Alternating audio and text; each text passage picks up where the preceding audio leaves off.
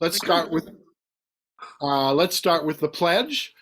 I pledge allegiance to the flag of the United States of America and to the republic for which it stands, one one nation, nation, under God, indivisible, indivisible, liberty, with liberty and justice justice for for for all. all someday. Someday. Hey, We're working on it. Great. Well, thank you all for being here. okay, everybody mute yourselves. Good point. Thank you. Thanks, Kat. Thanks, Kat. So listen, thank you all for being here this morning. We're really, really glad to have you on this frosty day in February. It's back to winter. Yay. So we're having quite a few special things going on at our meeting today. And so I'm really, really glad you're here to enjoy all of this. We're going to take a few minutes to celebrate Black History Month. We have a couple of cool videos and then some special guests, one from Manistee and one from Frankfurt. And they're both already in the house, which is great. And then after a bunch of really positive Benzie Dems announcements, we'll hear from our great new state representative, Betsy Coffia. She'll be reporting on her first 6 weeks in the state legislature, and I'm sure she'll have something to say about the terrible events at Michigan State and how that's affecting their work at the legislature. So all this is by way of saying, folks, we're still fighting very hard every single day to defend and preserve our democracy. We all know we and our democratic ways and values, they are very, very much under attack right now, including our deep respect and love for African American history and culture and its ongoing struggle against racist attacks, which is really our struggle too. So as we go through the meeting, please look for places where you can get involved. We need every one of you, and so does every American who values democracy and freedom. So on behalf of all them too, thank you for being here today to try and make a difference. So with all that, let's turn to a couple of videos. We thought you might enjoy these and take heart from them in two real different ways. And while we do this, again, please mute yourself so everybody can hear. And you might have to get closer to the computer. This first one is kind of quiet, so it might be a little difficult to hear, but it's definitely worth it. I'd like to introduce to you Nina Simone. Nina is a great singer from the 40s, 50s, 60s, 70s. She was very, very involved in the civil rights movement in the 60s and everything that came after that until her passing about 15 or 20 years ago. And the song she's going to sing for us, I think, is very, very right for the times, because what's happening now is what happened in the late 60s after the civil rights voting and civil rights acts were both passed.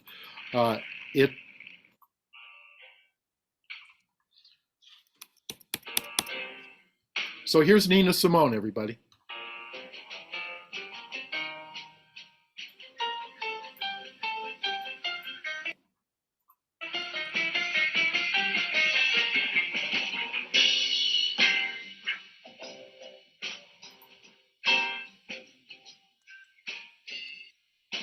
Mr. Backlash, who do you think I am? You raise my taxes and freeze my wages, send my only son to Vietnam. You give me second-class houses, you give me second-class schools. You think all colored people are just second-class fools. Mr. Backlash, I'm gonna leave you with the blues, yes I am.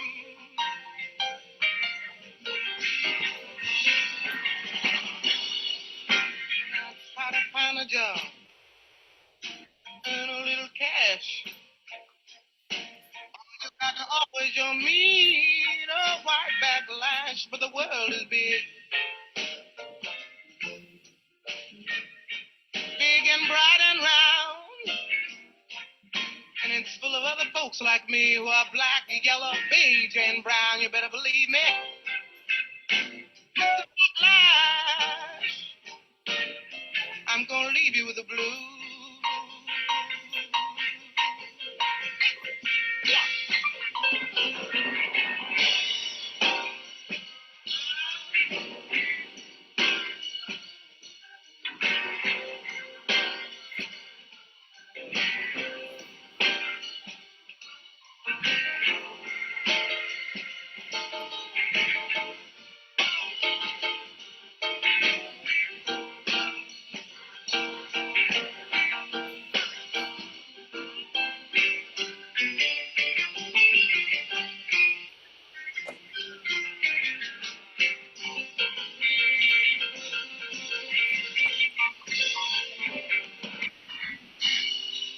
When last you died, he told me many months before. He said, Nina, keep on working. Open up the door.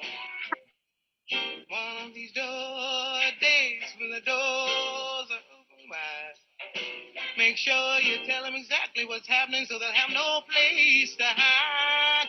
So I'm telling you, oh, I'm telling you, warning you, telling you now. Oh, I'm gonna leave you with the blues. Yeah, yeah.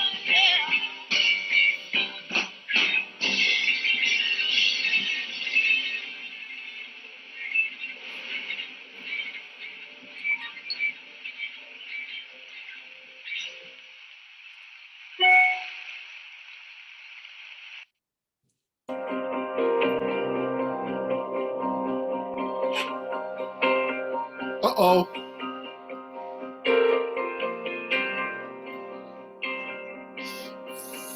Fuck.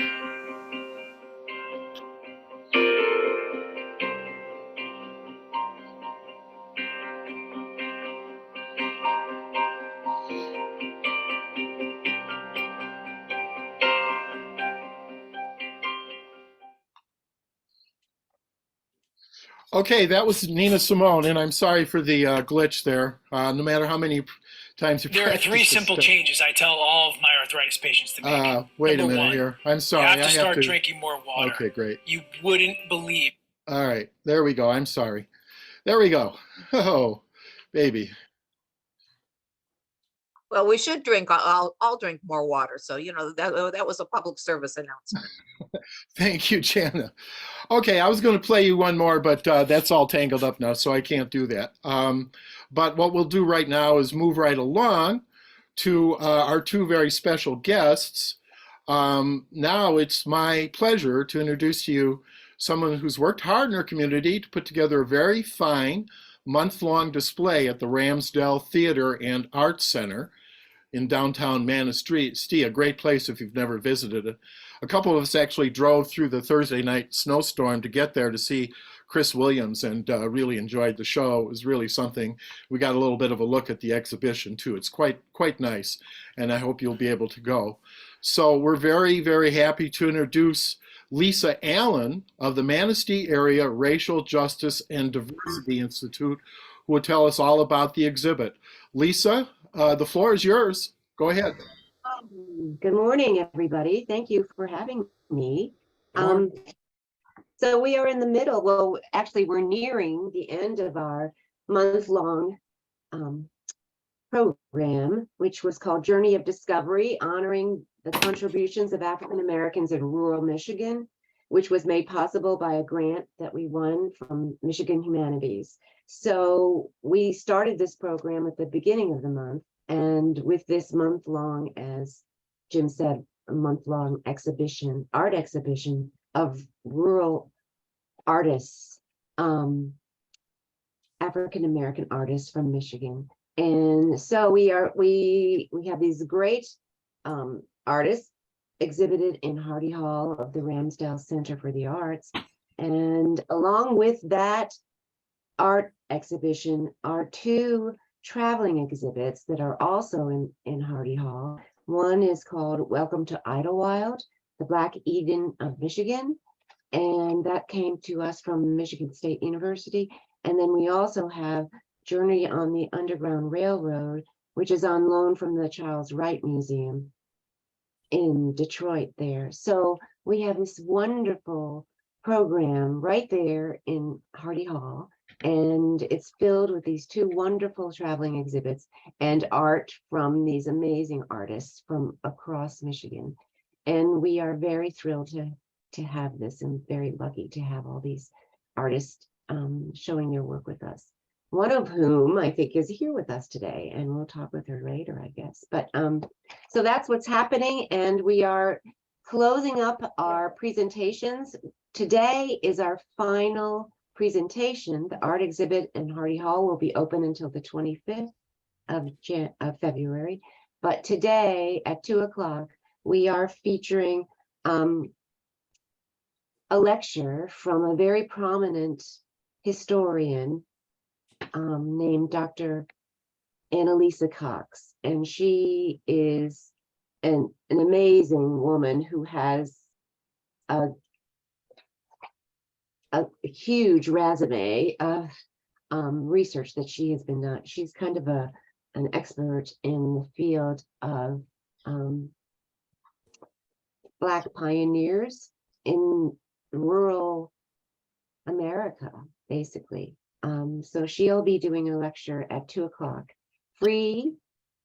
All the events that we have been presenting, including the art exhibit and all the traveling exhibits, everything is free to the public. So we invite everyone to come and see Dr. Cox, and she'll be talking. Her title of her talk is called "With Liberty and Justice for All: The Black Pioneers Who Upheld the Values of the American Revolution in Frontier Michigan and Manistee." We are very excited to be hosting her, and she's an amazing scholar. She works with she's Okay, been, you're in. hello? Yeah, I've got it on my cell phone, Please mute, please mute, please mute. but it's connected to the radio. I forgot. I paired it this morning. Please fine. mute.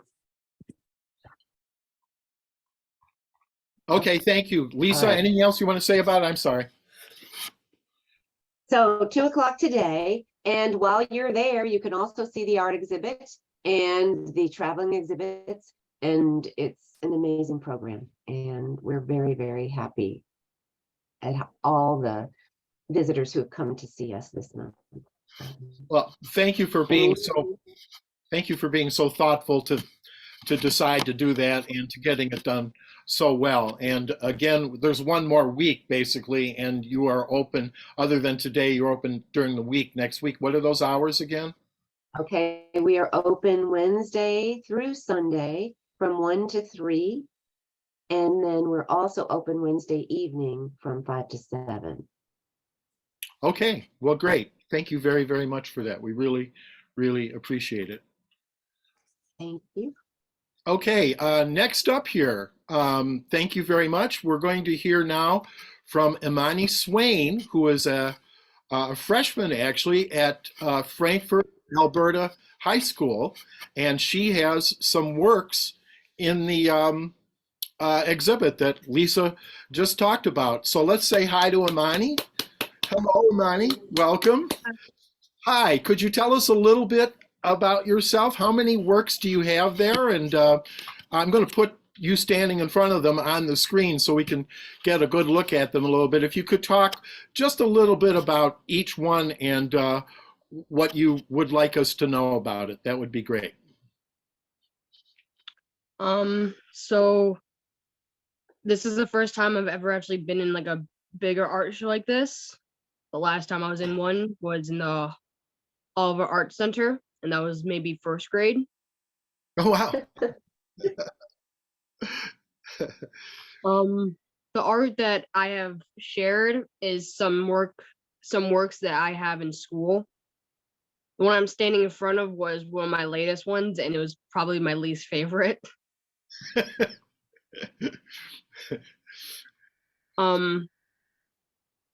normally when I do my art, it tells a story, or just depending on how you look at it, you can make up your own story with it.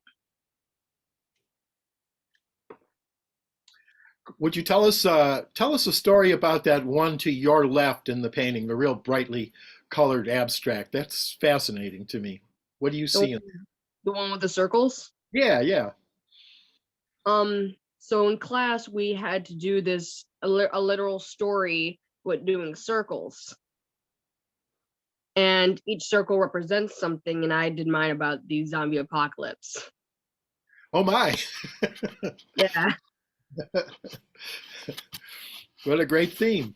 So we were talking earlier before the meeting about the mediums you work in. Could you talk a little bit about the difference between working in oils and in watercolors, which I guess are your two main things? Yes. So watercolor is mostly easy to blend unless you put too much water on the paper, then it just explodes with the color that you did not want it to explode with, pretty much. And for oil, it's a lot harder to find the color that you're looking for exactly, but it blends decently good, better, and it's just really calming to do both. Great. And could you tell us a little bit about your view of Black History Month?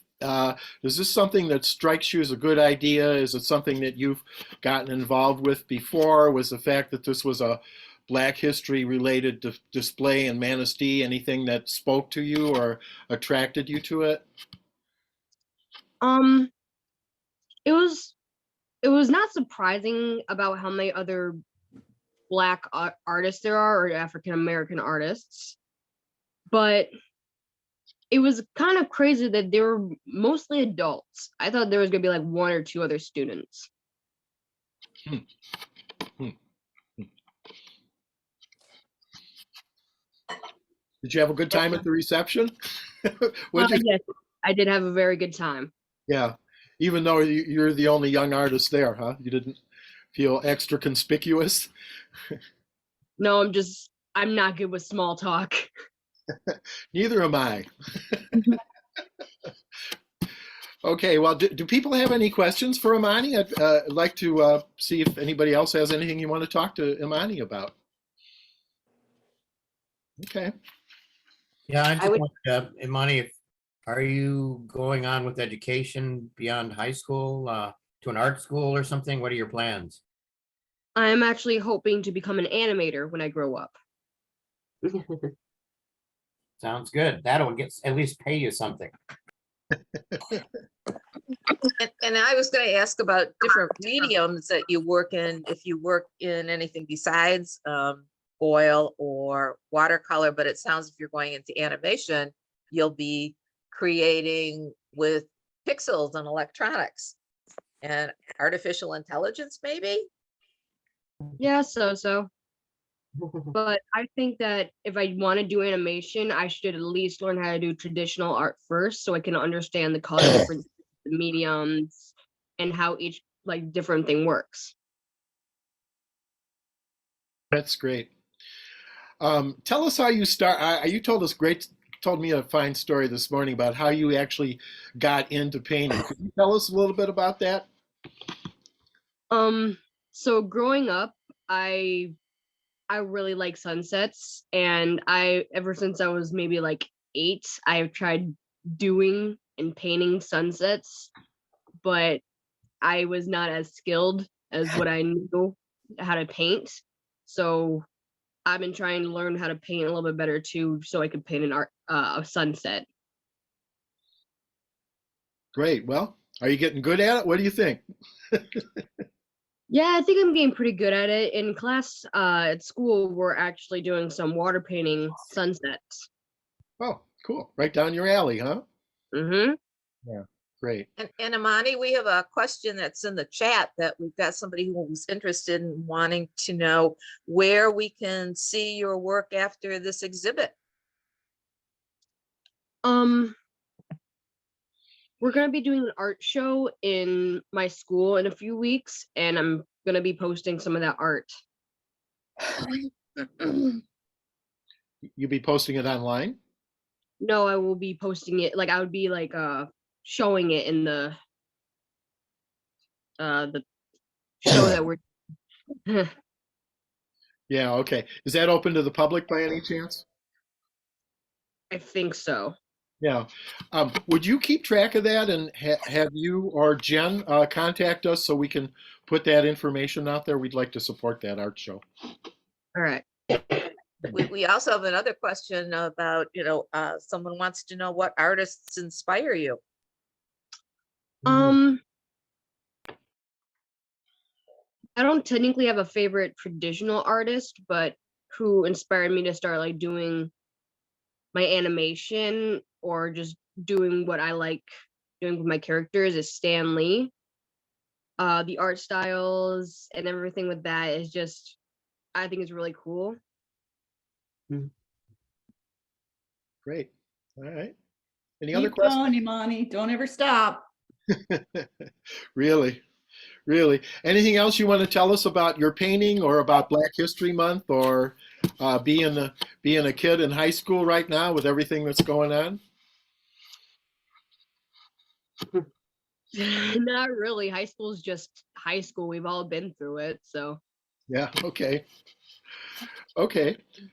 Well, thank you very, very much. And I would again urge everybody to get down to Manistee to see her work and everybody else's and celebrate Black History Month with us. Imani, thank you very, very much. Let's give her a round of applause. Nice to have you here. I'm glad to be here. Okay, thanks. Take care. And thank Jen for helping out, okay? All right. Thank you, Jen. Hi, Imani. Okay, great. Moving right along. So that's it. We're going to move into our party business now, everybody. And we've got quite a few good pieces of news for you. And we're just going to go down the list here and talk about it. I have a quick question / transition here. Oh, all right there. It must be Aubrey. That's okay. It's Aubrey. Yes. So I'm just wondering if Lisa is still on the call. I am.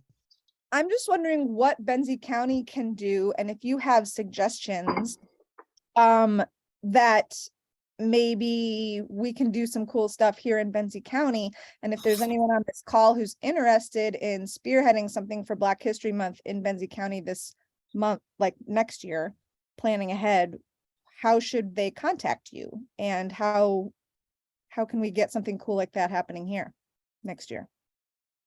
Well, you can reach me at email Lisa at B as in boy, F as in Frank, Allen, ALLEN.com. Anybody's welcome to email me and I can give you some information. We have worked pretty closely. I'm new to the area, so I don't even know like all the counties and all that stuff. But do you know Lake County Historicals, the Lake County Historical Society? Mm-mm. Oh, okay. They're out of Baldwin, which is right next to Idlewild. And so we worked closely with them on collecting artists from the Idlewild group, because there are still people who live there and many of them are artists. So that's one group that we worked with. But anybody can contact me and I'd be happy to help you think about this programming, because it's really important. There's, we need to know about other people in our neighbors and the history of all the different kinds of people that lived here before us and with us now. And so I'd be happy to talk to anybody.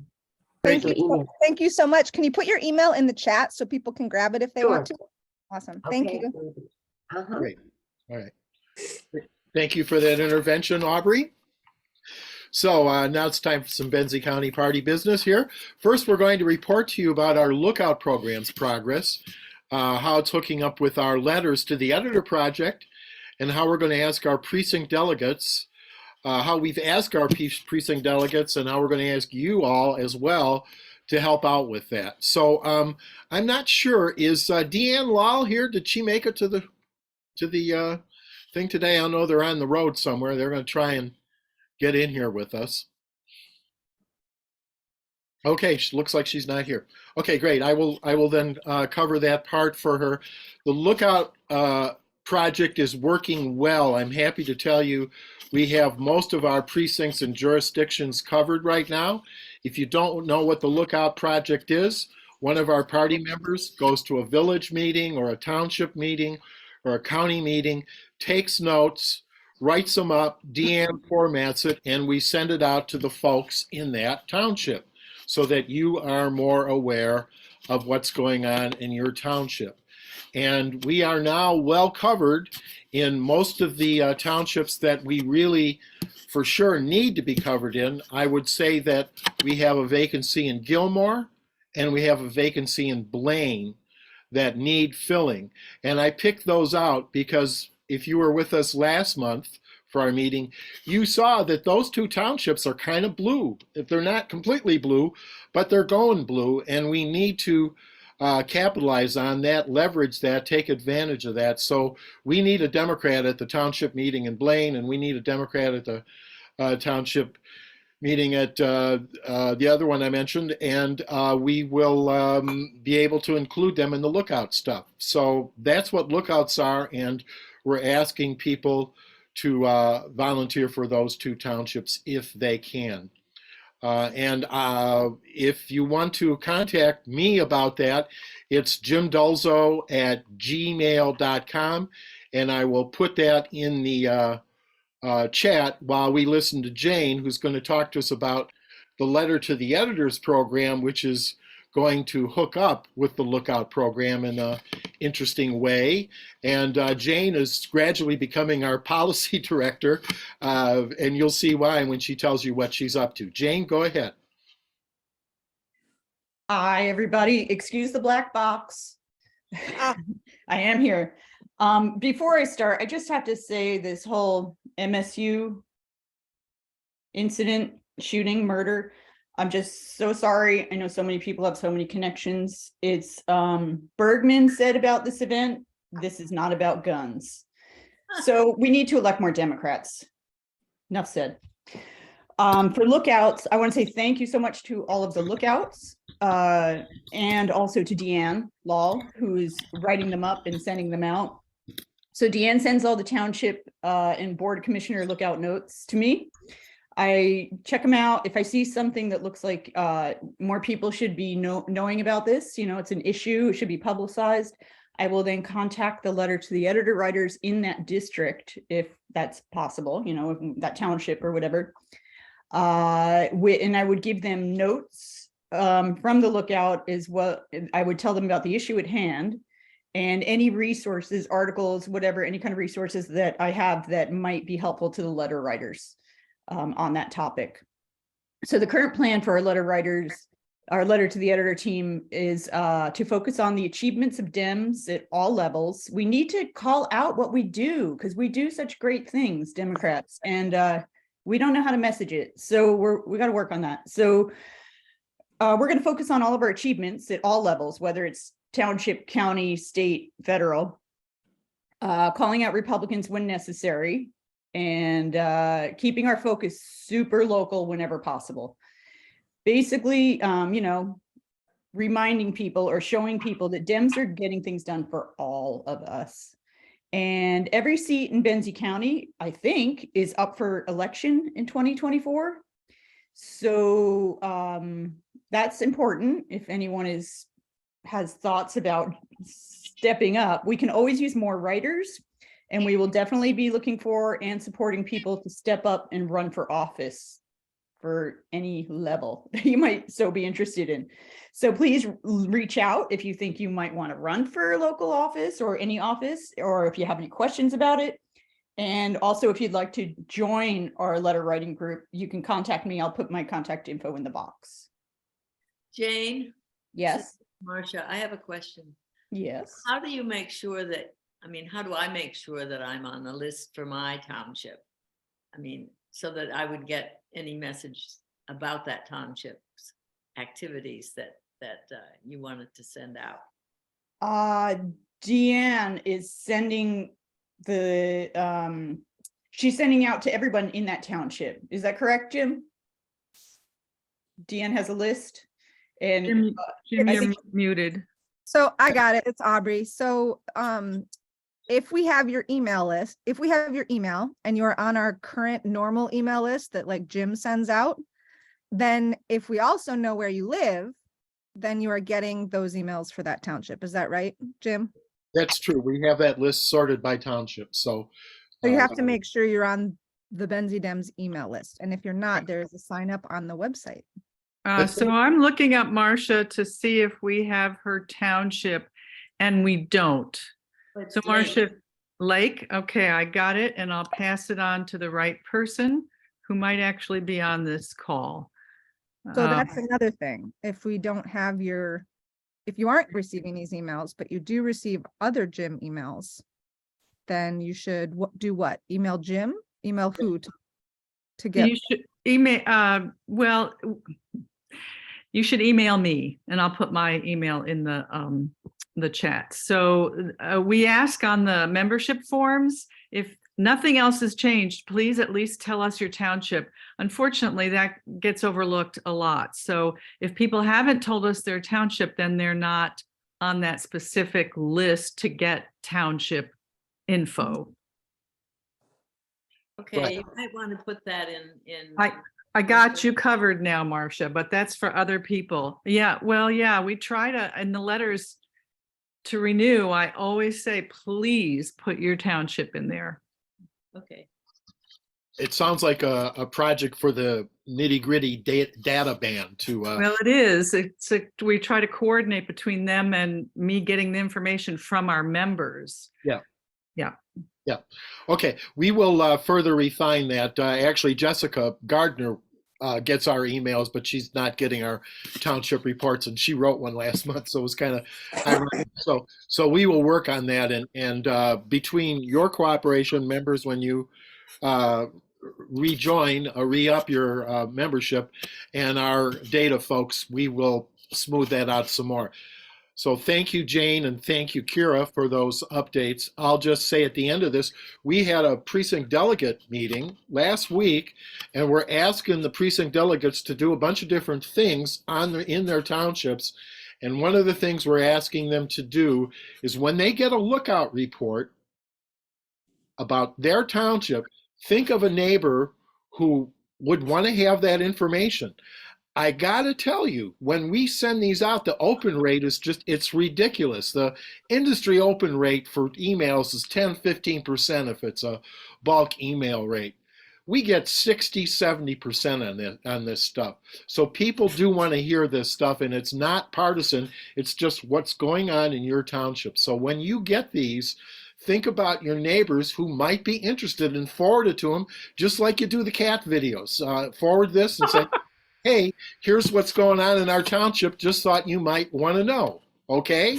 That's all you got to do. So please think of doing that when you see one show up for your township, and they'll be showing up more than they have in the past. We do have almost all the slots filled now, so except for Gilmore and Blaine. So we'll get those and we'll be rocking, okay?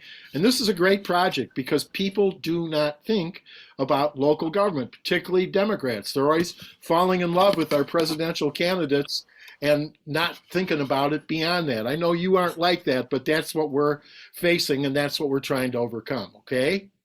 We also get really nice responses from people in the Benzie Dems email mailbox, and people are appreciative and they thank us for this. And so, you know, as Jim said, people are reading this and paying attention to this, you know, especially since we don't have local reporters, newspaper reporters keeping an eye on what's happening in the township. So, you know, you can do a great public service if you want to be a part of this.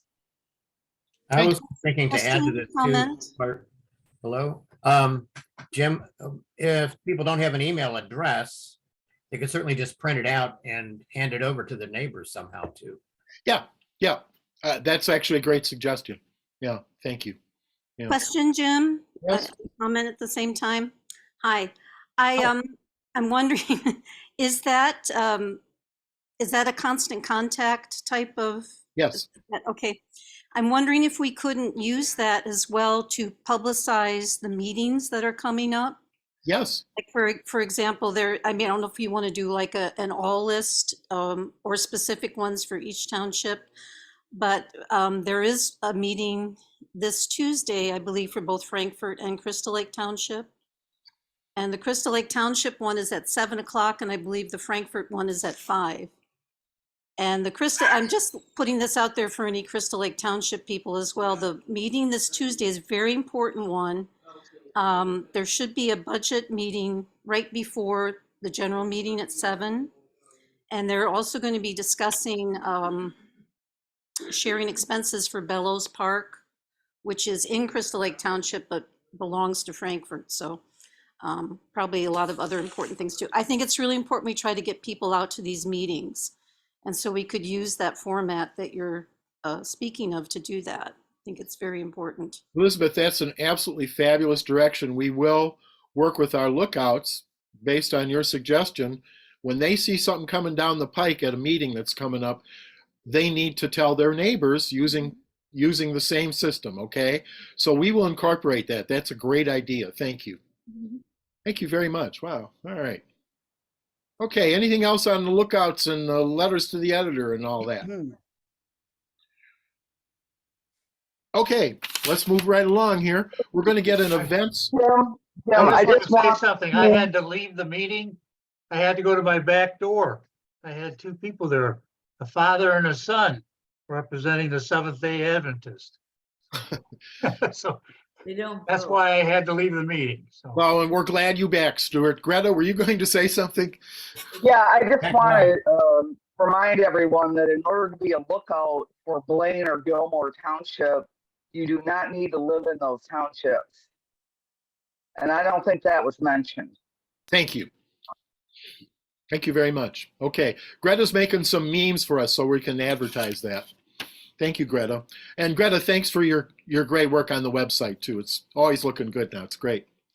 Okay, so we're going to move along now to our calendar. We got stuff we're plotting out for the next 4, 5, or 6 months, and we're going to hear a little bit about a few of them. We'll start with the Power of Local Politics weekend, which we're going to have on April 1st. Mary Roebling, very quickly, what do you see in store with that? I think it's going to be a really exciting, really great weekend. Mark April 1st.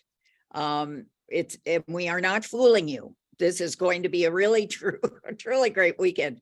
We've invited Mark Brewer and Kathy Albro to come and speak and kind of teach and take questions, and all on the topic of the power of local politics. Mark has done millions of wonderful things. I think many of you know him. He's done decades of pro bono work for ACLU and League of Women Voters. He is an election attorney and former chair of the MDP. His commitment to local politics is profound and lifelong. He worked with Howard Dean to develop the 50-state strategy. He has built Michigan's local party system up to be one of the most dense in the nation. So it's flawed, but he did a ton of work on that. He's also a very humble guy. He is kind of the quarterback. He's an election attorney. So after we do a whole lot of work and get a ballot initiative passed, or everybody comes out and votes, then it's going to be challenged in the courts. And the person that's usually involved in fighting for what we just passed is Mark. Kathy Albro is the founder of the Rural Caucus, which is going great guns now. You're going to hear more about it. She will be back fresh from Washington, D.C. The Farm Bureau, this is a big deal, invited her to represent her county and at their legislative meeting in D.C. And she will be back to fill us in on what's going on rural politics. After we do that, and we're going to have famous, fabulous Benzie County food. And after that, during the day, during the evening, just to hang out and enjoy each other, which we do, we're going to have a movie of some kind. It also is Mark's birthday, and I do not know which birthday it is, but we'll be figuring out something to celebrate. So if you guys have ideas, if you have stuff, we're still in the forming stages. We're still in the brainstorming stages, but it's going to be a really great day. And I hope you mark your calendars. I hope you can come. And if you've got ideas, please do call me or call Jim or Kira or somebody. And because this is the time when we can integrate your ideas and your thoughts into planning this fabulous weekend. So that's the deal. Thank you. Further details. Mary, is there a limited attendance for that? I mean, is it the first 30 people, or how's that going to work? The first 35 people for sure, because that's what we got room for. Yeah. Oh, all right. Yeah. Gosh, if we got more than that though, Greta, I mean, I think it's going to be so much fun, and it's going to be building power and energy. We might think of another, but that's down the, you bring up a very good point, Greta. Okay, thanks a lot, Mary. April 1st is the date. Put it on your calendar. The power of local politics. Mark Brewer, Benzie, buffet and movie. Can't beat it for a Saturday. All right. So next up here, just a little bit about the scholarship dinner. Is Judy Bosma here? I don't know if I've seen her. I'm here. Can you hear me? Hi, yeah, Judy, go ahead. Welcome. Okay. Hi. Hi. The scholarship parameters are in the hands of graduating seniors at Benzie and Frankfurt High School. They have to turn them in March 10th. And then we can pick them up and do our little judging thing and hopefully award several scholarships. The fundraiser dinner is scheduled for April 24th. It's a Monday at Coal Creek Inn. So please put that on your calendar. We don't know the price yet. We don't know the menu yet. Mary is working with Bill and Z from the Coal Creek about those things. And you have always been so generous with donating for the dinner and then sometimes above and beyond. We'll also have Benzie County Democrats. We've got you covered, umbrellas for sale like we did last year. So come prepared to have some good fun with your friends at a restaurant in April and donate to this good cause. Thank you, Judy. That's April 24th, a Monday. Right. And we'll give you the time and all the other stuff soon.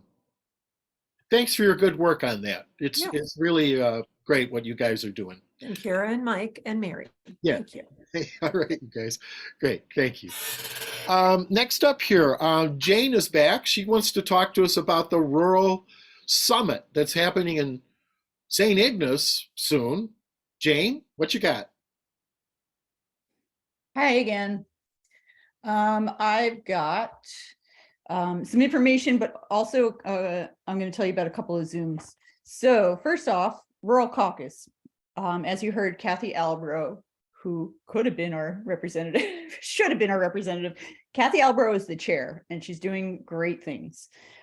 Basically, there are several district vice chairs that act as a liaison between the Rural Caucus and the county parties. Our liaison is Tim Dowd from Leelanau. I don't know if anyone knows him. The meetings I've attended so far have had, I'd say, from like 50 to 85 people, participants. And these people are coming from all over Michigan, rural areas.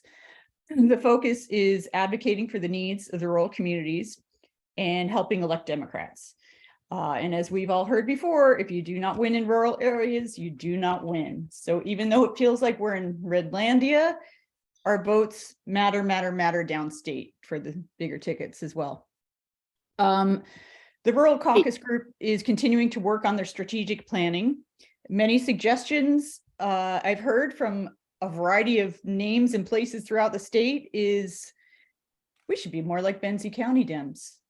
And that I seriously have heard it more than once that we should be a model for the MDP as for how a county party should run. So pat on the back for that, guys. We're doing something right. And they also, the things that they suggest that all the parties need to be doing are a lot of the things we're doing, like these township lookouts, the county meetings, the, you know, if going out into public comment when things get crazy, you have to like go and speak up with, you know, something that the majority of people are in line with, and, you know, combat the crazy if you can. Good luck. And what else here? You know, of course, they have the same thing we have, is we need to reach more young people, need to reach more working people. We need to find focus. Oh, that was weird. I'm echoing. We need to find and focus on shared values. Hey, when? At the recent the MDP state convention, the Michigan Democratic Party agreed upon a list of resolutions, and the Rural Caucus had some input into that. The idea is hopefully that eventually these resolutions will become legislation through our Democratic representatives. The Rural Caucus contributed resolutions around rural issues like addressing housing, medical debt, uniform certification requirements for the Board of Health, for example, which might not be an issue in Detroit, but it sure as heck is an issue up here. Clean water, septic issues, those kinds of things were the way that the Rural Caucus advocated for us with the MDP's statewide resolutions. So it's important. I do have the document of the resolutions if anyone is interested. It is 54 pages. But there's all the resolutions are listed on one page, or no, well, multiple pages, but and then below that, it's all descriptions of what they mean in specific. So if you're interested in that, let me know. I can forward that to you.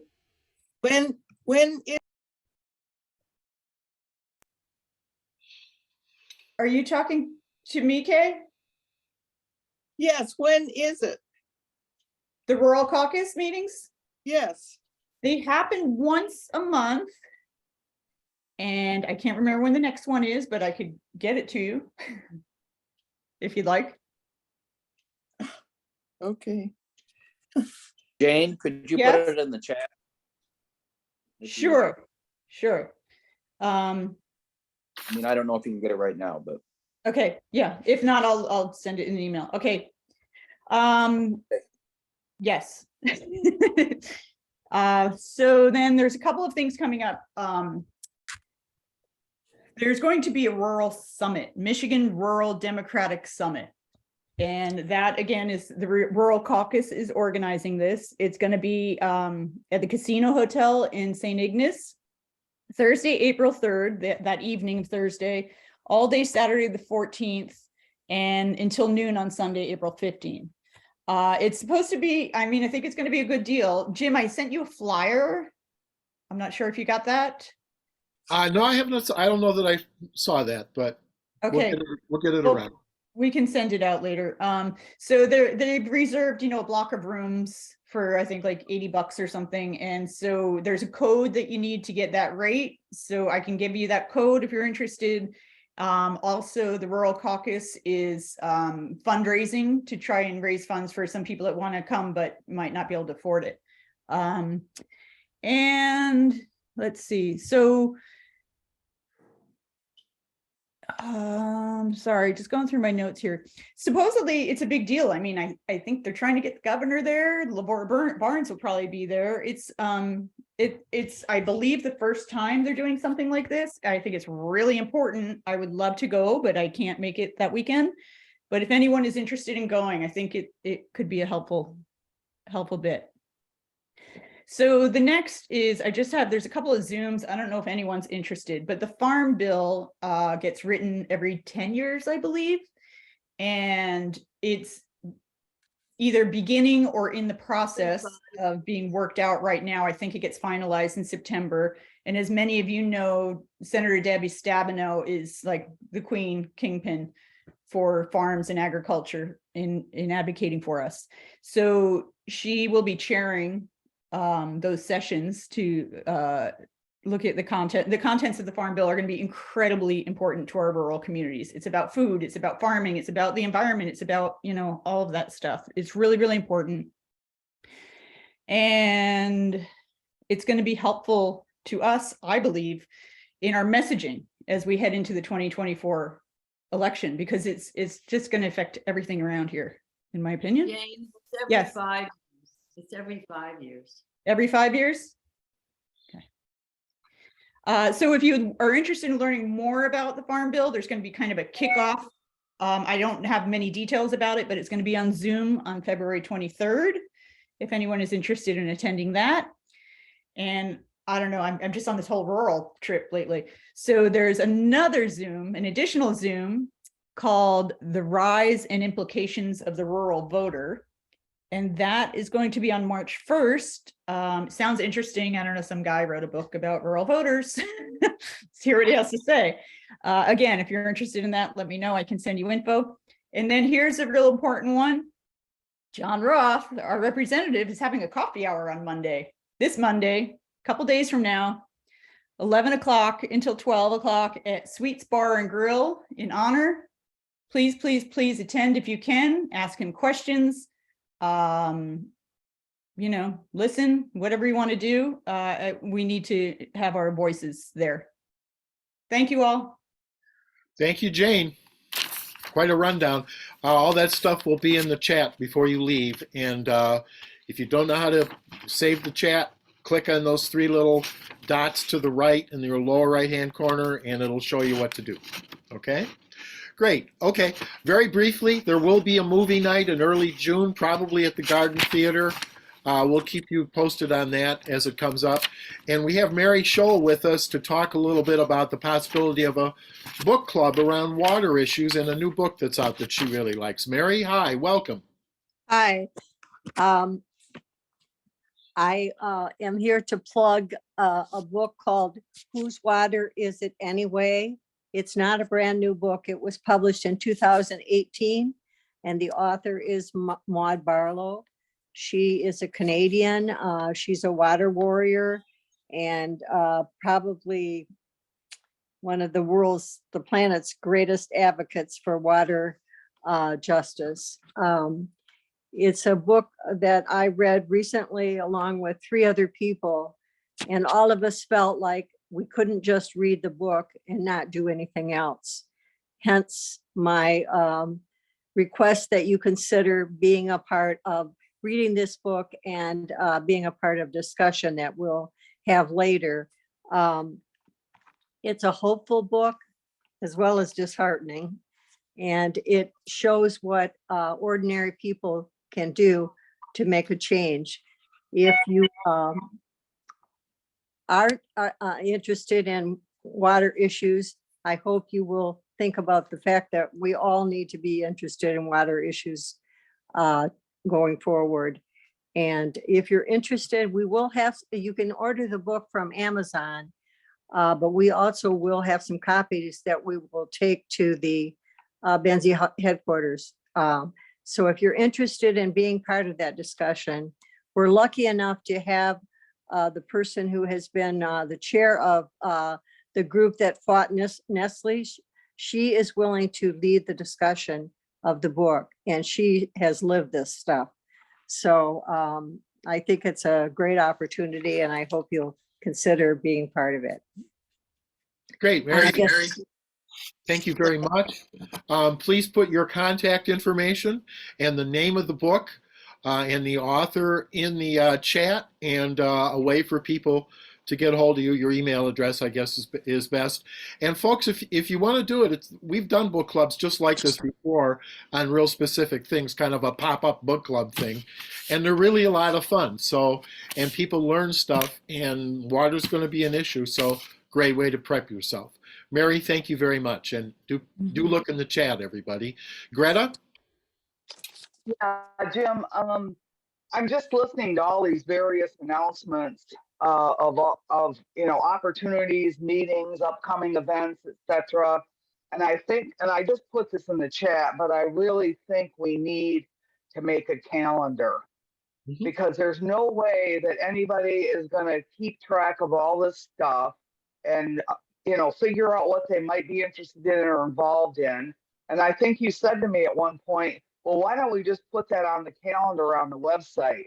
Well, there is no calendar on the website, but I think there ought to be a calendar on the website. So, and then we can encourage people to send their events and so on. We can put links in that will provide more information, but I'm afraid this method is just not going to be very effective.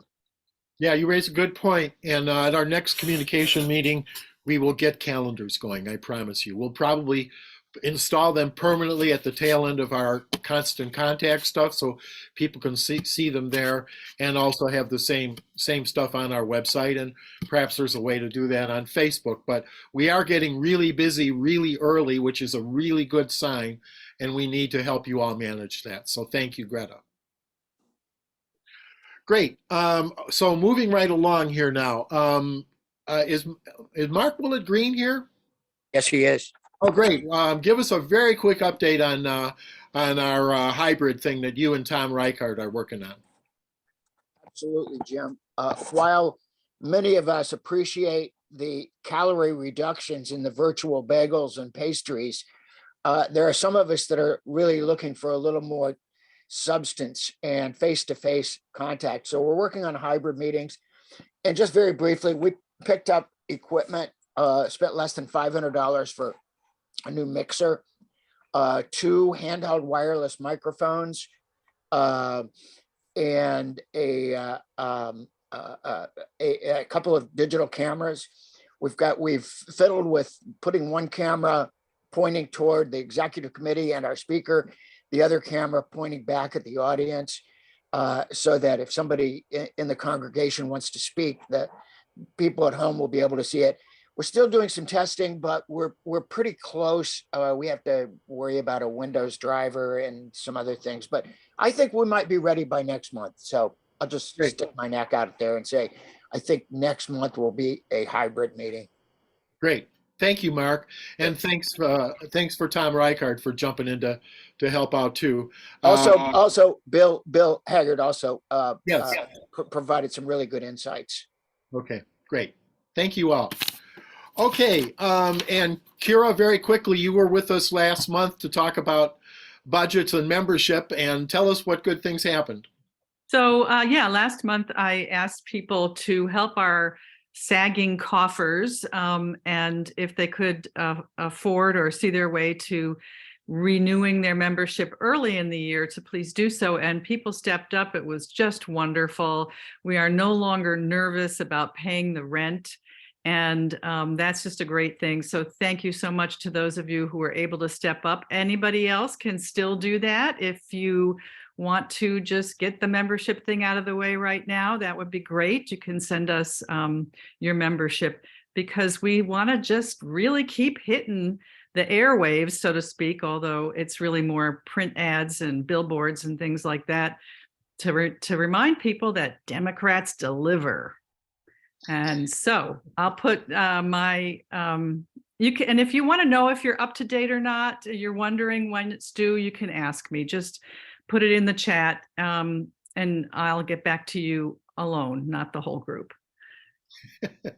Great, Kira. Thank you very much. I have a question. Can I have real quick?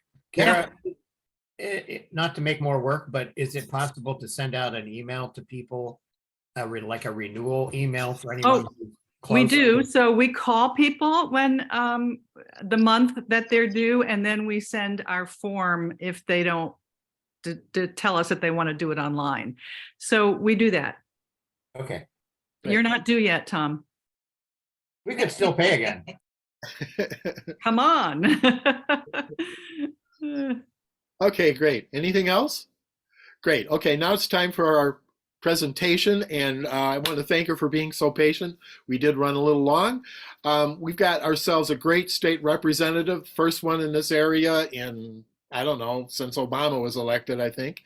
And she's a total activist, a total community person, fought an incredible campaign and beat a very, very well-known big name in this part of the state through sheer grit, determination, focus, and a whole lot of activists getting out there door to door, and took that seat because it's our seat now. So please welcome Betsy Coffia, who's going to tell us all about what she's doing. Thank you, Betsy, for being here. Welcome, Betsy. What's up, Benzie Dems? It's really, really amazing to be with you all, as always. Oh my gosh, you got an applause track. That's cool. Well, and I will add, you should feel extra proud because we together, we were the only race that unseated an incumbent of all 110 House seats. So it's really incredible. And I just brag on you all the time down in Lansing. They're really excited to have us added to the fold for our Democratic majority and our trifecta, which you helped deliver. So really, really proud to be here. I've been about a little over 5 weeks at the job, right? We swore in on January 11th. So it's been a very fast and furious first month and change. But I want to say thank you first for all of the incredible work that you, the Benzie Dems, do. Every time I join your meetings, I'm just in awe of everything you got going on. Before I really say anything else about my work in Lansing, it's been alluded to, and I'm sure you talked about it earlier in the meeting, but I do want to take a moment first to acknowledge the absolutely horrific mass shooting at Michigan State University, which took 3 young people's lives and 5 more are fighting for their lives. The entire campus of thousands of youth and staff traumatized, and I am so over thoughts and prayers with no policy and change. We owe our young people so much better, and I know I'm preaching to the choir here, but it was a very, very, very heavy week in Lansing. I will share that a young person from here in Northern Michigan, whose name I don't have permission to share, but she's interning for my office, is a student at MSU. I was in touch with her as this was unfolding by text and call. She had been making Valentines with her roommates just a few houses away from where the shootings occurred. And I want to share with you something that she texted me an hour or two in, once they had apprehended the shooter. She said, well, it's kind of cool that you're actually able to do something about this. And I said, you're damn right. This is a big responsibility that we have now with the majority that you all gave us. And as somebody who is what I call the last generation before Columbine, who remembers a time when school shootings were not an everyday Tuesday headline and active shooter drills were not traumatizing our kids in schools, I have felt that my entire adult life, politicians have been failing our kids. And I absolutely refuse to join that crowd. We have real work to do. So I'm going to talk to you first about some of the actions we're already taking.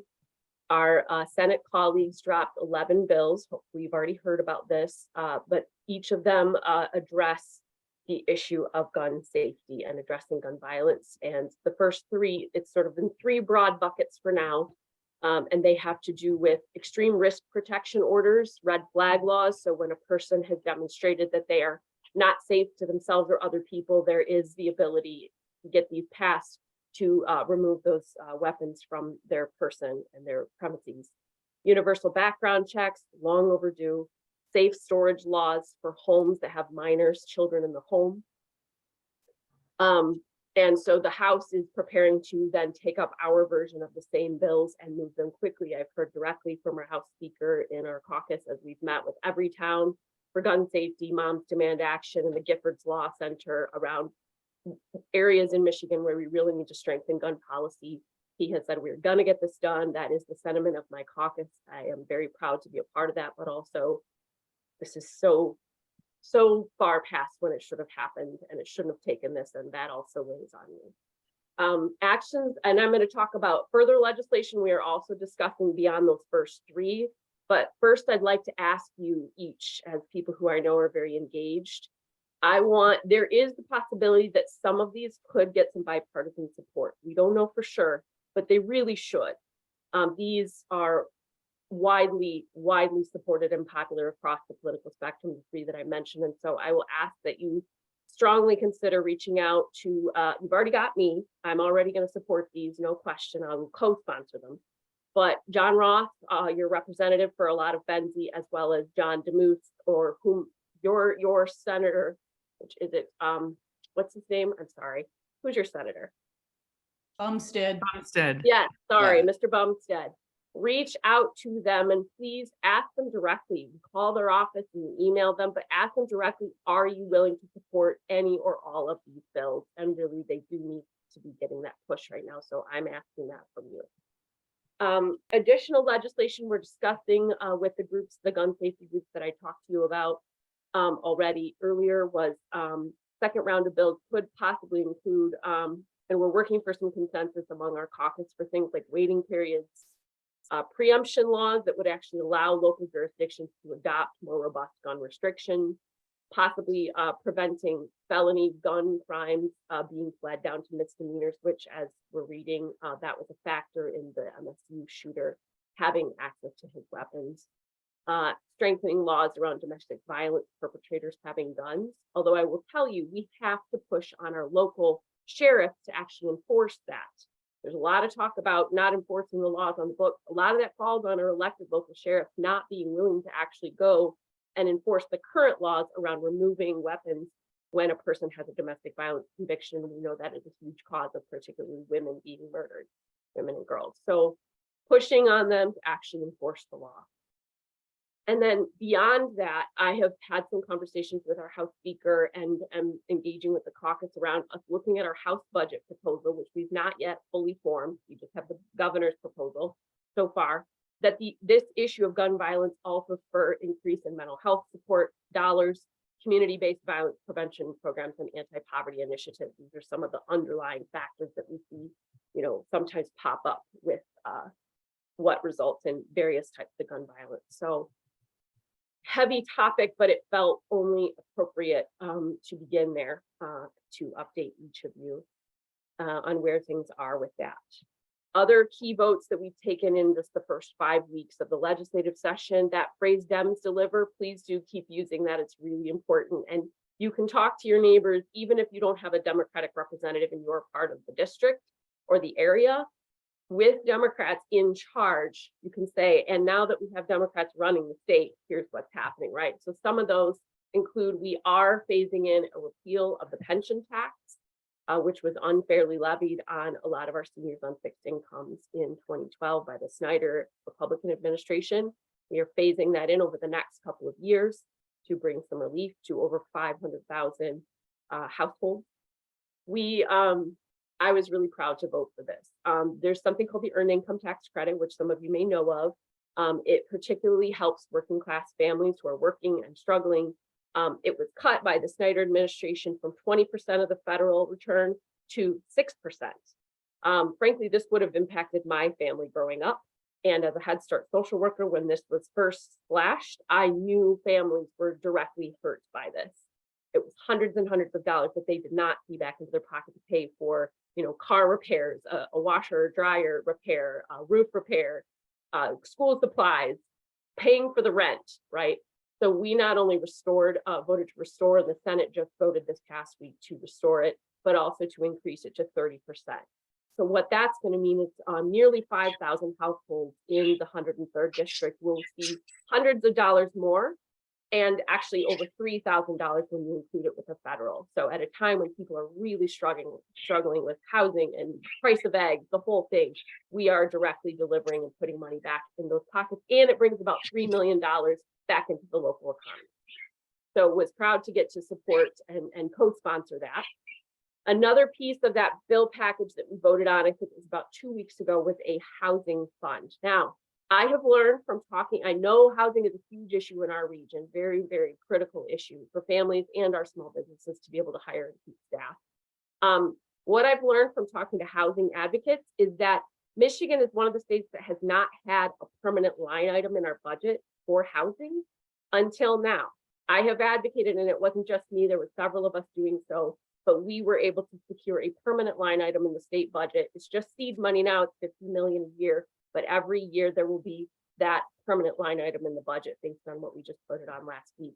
and the Senate approved this week. So I'm very pleased. That's the first time ever, and it is an important small step towards the issue of housing. I know I've got a lot here, but I'm just trying to rip through it for you. And I'm happy to take questions if you like. But the Senate has a hearing on expanding Elliott Larson to protect our LGBTQ community from discrimination, and I expect the House to pick that up soon. I am on 5 committees, including Majority Vice Chair of Families, Children, and Seniors, Agriculture, Higher Ed, Economic Development, and Small Business and Health Policy. I've been very busy with those 5, and they all dovetail really nicely with priorities for our district. I'm also building strong relationships with committee members on our Energy and our Natural Resources Committee. Protecting our environment, being good stewards is a critical issue for our region. And I want to be in good contact with them so that I can help move bills there. Representative Jen Hill is a great partner there. She's on the Energy Committee, and she replaced Sarah Benzie up in the Marquette area. So she's another rural Dem. She's very progressive. She has a lifelong history of environment and energy expertise and advocacy. She knows more than anybody about things like Line 5 and knows the truth about the propane issue. So she's a really powerful advocate. And I already had a good relationship with her because we worked together on water protection advocacy. And we've been colleagues because she was the mayor pro tem of Marquette when I was a county commissioner, and we worked together on various rural progressive issues. So I'm going to try to wrap it. A couple of other noteworthy activities from my office over our first 5 weeks. I was really honored that Speaker Tate, Joe Tate, who's the first Black Speaker of the House of Michigan's House of Representatives, accepted my invitation to come to the 103rd within the first 2 weeks of the entire session. He joined me as a special guest. We met with Veterans Affairs, housing advocates, child care advocates, small business. I sort of set it up. And then we were also pleased to host our Democratic chairs and co-chairs from the 103rd. So Jim and Kira were able to join us for lunch with Speaker Tate. He was very impressed just with the energy and the support here in the North. So really meaningful to me that the new Speaker of the House accepted my invitation and made it a priority to come to the North right in the first 2 weeks of his tenure. And I'm really leaning into the opportunity to make sure rural Michigan's concerns and issues are at the table on his radar and make it into policy. Lastly, we have our monthly coffee hour schedule has started. We had our very first one this past Monday in Benzie over in Lake Ann at the Red Door Cafe. It was lovely. We had some of you were there. Thank you for coming. We had a little over a dozen folks show up, which was great. And our first coffee hours, I'll drop this in the chat, for Grand Traverse and Leelanau are coming up February 27th, 9 in the morning at Grand Traverse Pie Company by the State Theater. And then the same day at 3 p.m. at the Leelanau County Governmental Center. We'll have these monthly, and I will drop all the information about where and when. And we also have a new in-district liaison. Renee McCauley has joined our team. She lived here in East Bay Township. She spent her entire career in social services. Most recently, she was the executive director of United Way, deeply knowledgeable, very passionate about advocating for rural issues. I feel really lucky to have her. So I'm going to drop her contact information in the chat. But she's available to help with locally based referrals and casework. We helped somebody whose wood stove went out and who had no heat and he had health issues. Right, just those kinds of issues, direct constituent services. She also is available to meet with groups to help shape our policy when I'm not available, when I'm down in Lansing, and she'll also do referrals to state level agencies where it's appropriate, like if it's an unemployment issue, etc. So that's kind of my fast and furious. There's been lots going on, and really, really, truly proud and honored to have an opportunity to represent Northern Michigan in the State House. So there you go, Jim. I hope that covers what you were hoping I would today. That's fabulous, Betsy. Thank you very much. I'm sure we have some questions. I know Kira put one in I'm going to read.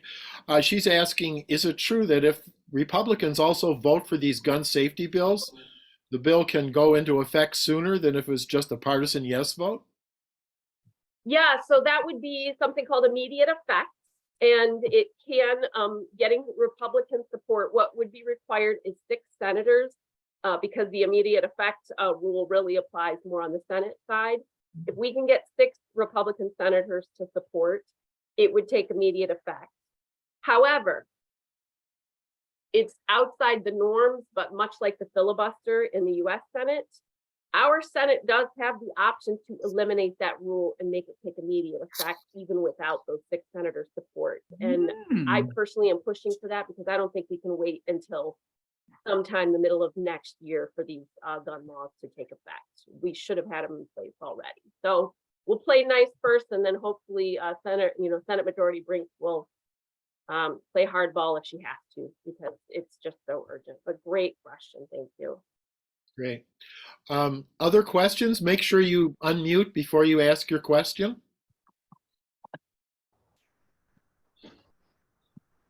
Betsy, Bill Haggard.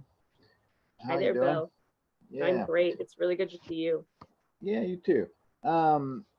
Two things. One, read recently regarding the requirement of everyone on Medicaid to prove their eligibility, since the pandemic laws are going off in May. Wondering about, there's lots of problems around that, and what's being done to kind of help folks connect with that. And my second is a whole different issue. Representative Amos O'Neill put a bill out last year, and my understanding is he's going to be doing it again, to reinstate good time for prisoners, and I wondered whether you knew anything about that or what the progress might be on that. Yeah, thank you, Bill, and thanks for all those doors you knocked to help get us here. You're definitely one of the folks who rocked it over here in Benzie County. So, okay, we'll start with the Medicaid issue. I am very aware and very concerned about that one. And the thumbnail, folks, is that because of the pandemic, the Fed sort of allowed states to drop a lot of the regular checks on income level and qualifications for people to be able to apply for and receive Medicaid. They allowed a lot more flexibility. That is now being tightened up, and they're forcing us to do what's called redetermination, to look and see, who maybe makes a little too much money now, quote, too much. I mean, it's an absurdly low amount.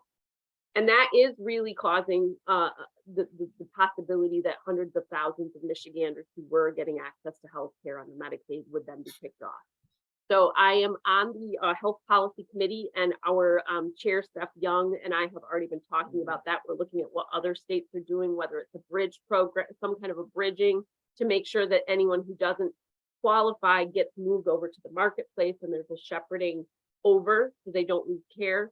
We are actively in conversation with the HHS to try to figure out how to address this before people fall through the cracks. But we don't have a permanent solution yet. I just am pushing hard on health policy because I know that is a critical issue. And then the good time bill, I am familiar with that as well. Rep. O'Neill is a great guy, and there was actually a ballot initiative trying to get the good time law on the books as well, which unfortunately did not succeed. I don't know if Rep. O'Neill has actually reintroduced that, but I would anticipate he would. And my hope would be that we would now that we actually have a majority, would actually be able to pass it versus it having to try another ballot initiative. But Bill, I have not had a direct conversation with Rep. O'Neill on that topic, so I don't know for sure. I can talk to him though. Thank you. Boy, you do a lot of homework there, Betsy. I'm a former newspaper editor, and it's handy, right? I'm looking at Aubrey there. You have to learn about all sorts of things. So I become like this encyclopedia of collecting information and try to be as informed as I can. But these questions are really helpful and help shape policy, frankly. So please keep asking. Okay, we've got a couple chats here I want to share. One from Sue Jennings. Of note, per Mallory McMorrow, the representative, these bills for gun control are based on research and analysis across the country in other states. What works, what doesn't. Our state Senate office staff said they wanted to avoid knee-jerk reaction and need to analyze existing laws. So when you go talk to John Roth or whatever on Monday, remind them these bills have been researched and this isn't just knee-jerk stuff. Columbine happened in 1999. There's been 60 shootings in schools with the frequency escalating, and this is now a well-studied phenomenon, and that needs to come out. We've had more school shootings in the United States since January 1st than days of the year. And it's absolute, Sue is that, thank you so much, Sue. That's right. It's deeply researched. We know what works and what doesn't. This is not a knee-jerk reaction, which will be their first thing. Oh, let's not get hasty. It's like, guys, we have been working on this policy. It is proven to work, and we just now are in the position to be able to take action. But yeah, that is absolutely right. Great. Okay, thank you. We have a question here from Judy Bosma. First, she thanks you for your presentation. And would you please comment on Representative Bayer's establishing human rights for water, potentially changing the way we as a state place the cost of water infrastructure on ratepayers who cannot afford to pay the rising cost worsened by climate change and loss of population? Thanks. Are you in tune with that at all? So while I haven't read Senator Bayer's specific language for that piece of policy, my philosophy is water is not a commodity to be bought and sold. It really shouldn't be. It is a basic human need and a human right. And so I'm going to be supportive of any measures that we can take to expand people's access to something that you need in order to survive. We put some money, I didn't mention this because it particularly impacts a district other than ours, but I think it was 25 million into a recent supplemental on preventing water shutoffs, which are happening in especially some of the urban centers. But it's seen to be denying people basic access to water. So that's sort of my philosophy, but I've not read Senator Bayer's specific policy. I'll keep an eye out for that. Thank you for that fine answer. Do we have questions from anybody here? Unmute and ask it, please. Michael Kurtz had asked me about the 1931 abortion ban, and so I'm just going to briefly address that question. It is absolutely, it was one of the first 6 bills that we dropped as the House, and the Senate did as well. I think it was our second day in the legislature, and I co-sponsored the bill that would repeal the 1931 trigger law. We know that, Roe versus Wade, people thought it would never be overturned. And so there was a push from Congress not to codify abortion rights. We in the state legislature see this 1931 ban. Similarly, we've got to get it off the books so that it can never sort of resurrect and be used against people's basic bodily autonomy. Michael, frankly, the recent events at MSU has scrambled our trajectory for when we were going to take up which bills just a bit. But I do know that this remains a top priority, and I think it is unanimous. We're going to get it done, but I don't know the exact timing on that yet. Thank you, Betsy. But it was one of the first 6 we dropped and are planning to take it up in committee soon. Great, thank you. Marsha Curran has a question. Hey, Marsha. Hi, Betsy. Great job. I'm so impressed. Delighted you're there. Thank you for all your hard work. I would like to know, you're on the Energy and Environment Committee, right? I am not. Representative Jen Hill is, and I'm going to work through her because I unfortunately I was named to 5 great committees, but that was not one of them. I'm sorry you're not on that. I'm very concerned about the fact that we've not passed in our state we've not raised the ceiling on rooftop solar connections. Private connections, distributed energy connections. And that should be done. I mean, it has to be done. And if the Democrats don't do it, it'll never happen. I agree. That's high on the agenda. And there are other limitations too to solar. For instance, I live in the Commons in the winter, and we are a historic building. And I'm sure the historic building rules say no solar. Right. So, and in fact, I think Seeds has had a problem with that out by the barns. That should be changed. I mean, that should really get into the mix somewhere.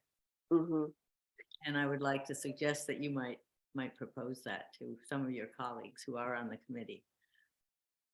I appreciate that, Marsha. And what I will say is some of my first meetings, and I try to flip the script. I give less time to any corporate lobbyist who wants to come talk to me, and I give twice as much time to, if it's environmental groups, et cetera. Right. And when I say corporate, I'm talking about the Michigan Hospital Association and some of these groups that I am going to have to interface with because I'm on health policy. But I have already met with Sierra Club, right, Clean Water Action, and some of these various groups, Michigan Environmental Council. to collaborate with them on what policy priorities we can be moving forward. Rooftop solar is very much on my radar, and I've been in direct contact with Jen Hill, who again is an energy expert and an activist around protecting water and advancing clean energy solutions.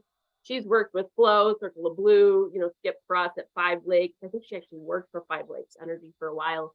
And so she has the expertise, I have the passion, and I'm going to be working through her to help push those bills on her committee, which is the Energy Committee. But we know, frankly, that DTE wants to keep the market cornered and have only their particular type, for example, of rooftop solar.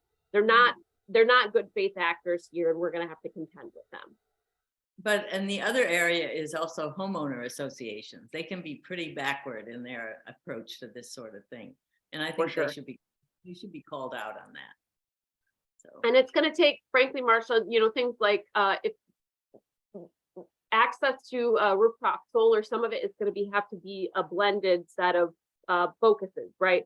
Local zoning rules, regional and state homeowners association, as well as what we can do at the state policy level. But it's a critical priority to move us toward renewable for sure. Yeah, well, I think groundwork up here in Traverse City is planning a community solarized program. And I hope everybody gets interested in that, because it's going to make it better for people who don't have a roof, or who can't control the roof, that sort of thing. Okay. Great. Thank you, Marcia. Do we have more questions here? Yes. Betsy, I just wanted to tell you, as a person who's been in your office many times over the past several years, the most recent being with Jack It's Complicated O'Malley, it took a woman to know where to put the desk. And I love where you have your desk. And I love seeing you in that office, and I hope to see you in person while you're in that office. Hopefully I'll be down there in Lansing one of these days. The other quick question I had was, can you tell me if the new Citizens Guide has come out yet? I don't believe it has. It's the government. Right.